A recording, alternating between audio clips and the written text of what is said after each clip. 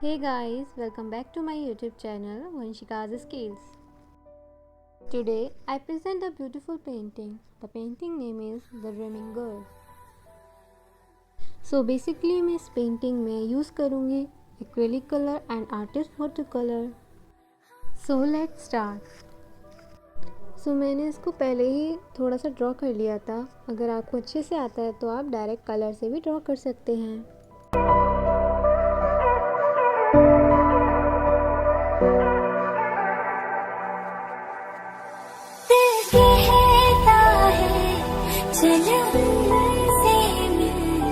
उठते हैं कदम रुक जाते हैं दिल हमको कभी समझाता है हम दिल को कभी समझाते हैं.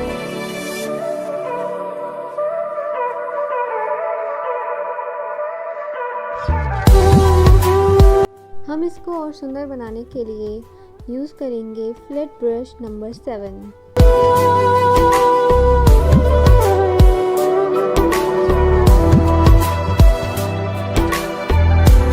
अगर आपको मेरे और आर्ट वर्क देखने हैं तो आप मुझे फॉलो भी कर सकते हैं इंस्टाग्राम पे @fineartistvanshika.